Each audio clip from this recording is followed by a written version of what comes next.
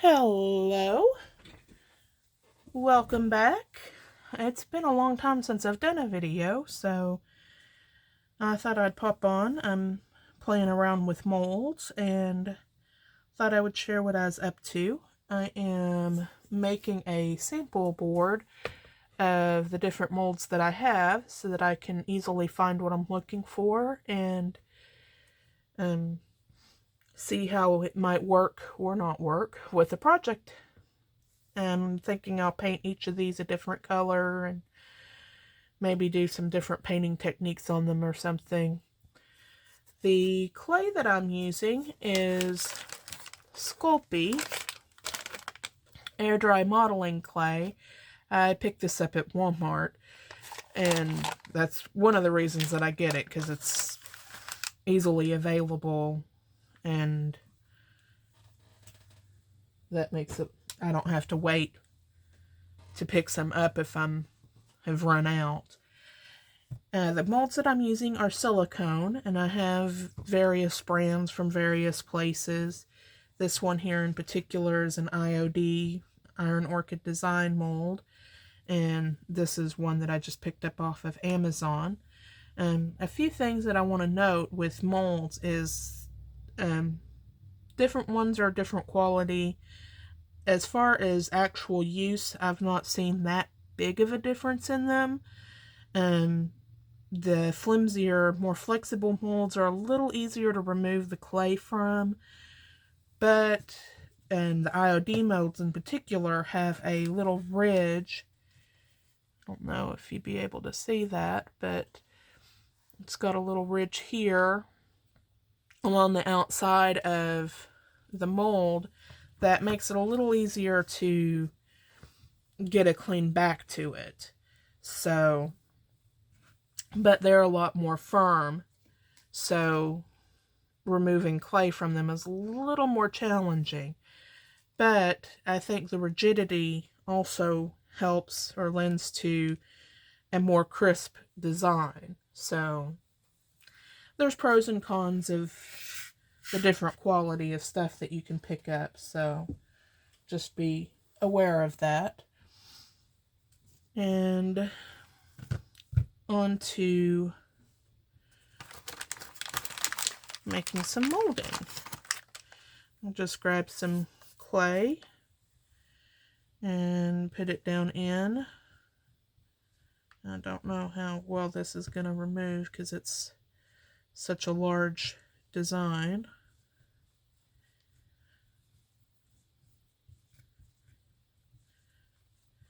Now, I'm thinking that this design, I saw this in several different brands or different companies carry some of the designs on this particular mold.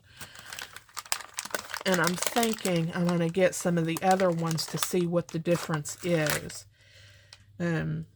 This one I've had for a while. I picked up off of Amazon. And I'm just kind of curious if the IOD molds, I think IOD has one of these designs, and you see how much larger the IOD mold is. I would think that the one of some of these designs is probably the same size as this. So that's something that you want to be careful of, is if you see something and you think that you're getting a great deal, you may not be getting the exact same thing.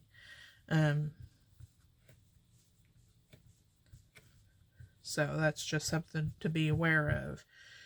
So we've got the clay in there pretty well. Now I'm going to remove some of the excess, and I got this little tool at Joann's years ago. The packaging really didn't say what they were for. They're just little metal bits with a plastic end. I don't know, but I use them to scrape stuff off my mat and different things, but they also work pretty well for this. And I just run it along to get the excess clay off the top.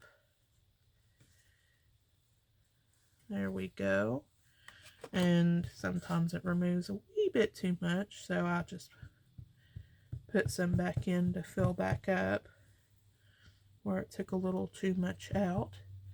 And something that I found to be particularly key is wetting my finger a little in some water and rubbing the back of the clay.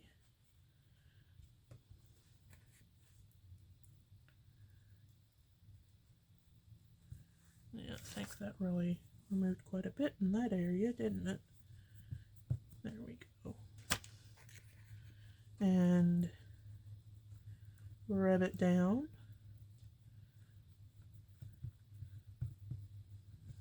I don't think I've got too much in there. Sometimes it helps if you wiggle it back and forth a little bit too. I'm thinking they've got specific tools for clay cutting and stuff too that might work.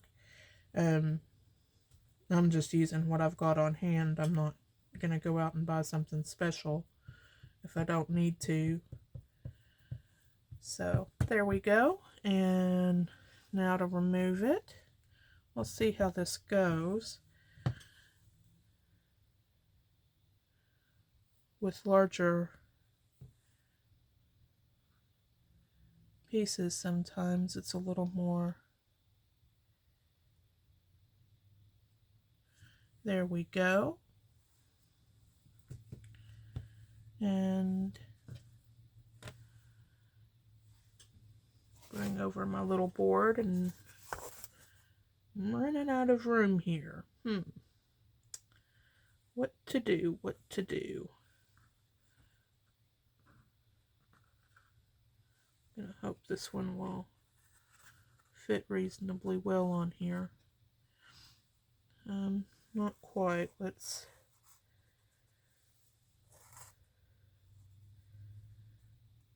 try moving some of these up a little bit. Some of these up here are a little more. Sorry, you probably can't see what I'm doing, but I'm moving these other ones down so that that one isn't laying over. You want, once these have set for a little bit to firm up, it's not so much of an issue, but when you first pull them out of the mold, you want to make sure that you've got them in a good position to dry. And that's what I use the ruler for, is to make sure that it's straight. Nothing's more frustrating than going to put a piece down and realizing that it's crooked. So that's all there is to it. For larger pieces like this, in particular like molds like this that are deep and have detail, removing the clay can be a bit difficult. So something that you might consider is dusting with cornstarch. And that's just regular old cornstarch. I take a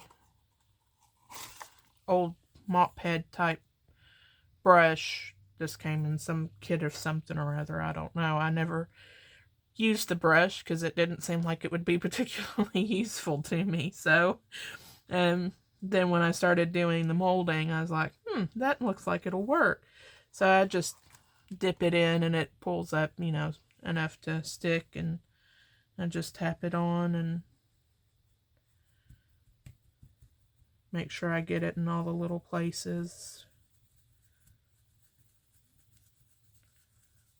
That's all there is to it, really. I usually will turn it upside down and tap it a bit to remove some of the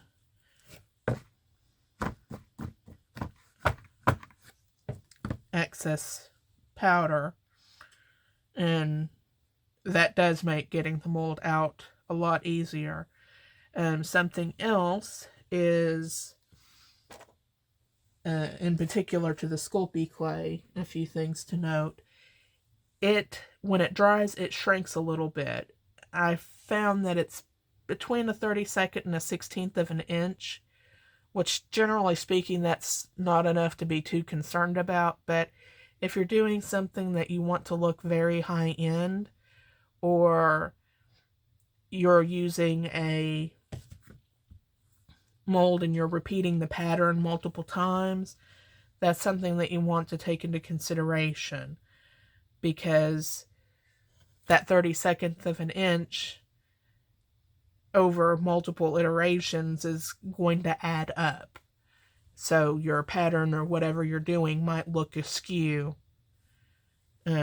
because of it. To counter that, I would recommend finding the center of wherever you're putting your molds and starting from the center and then working out so that that off bit is at the ends instead of randomly or whatever in your design, or at one end and not the other end.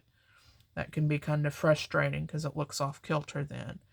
The other thing to note with this clay is it is paintable and paint sticks to it fairly well. But if you're using a rub back technique where you put the paint on and then you put another color on over top and you rub back to the original color, the paint, the original base coat, can rub off and then you'll see the white of the clay. For the projects that I do, that doesn't bother me. I just touch it up and go on. But again, if you're doing something high end or whatever, that might be something to consider.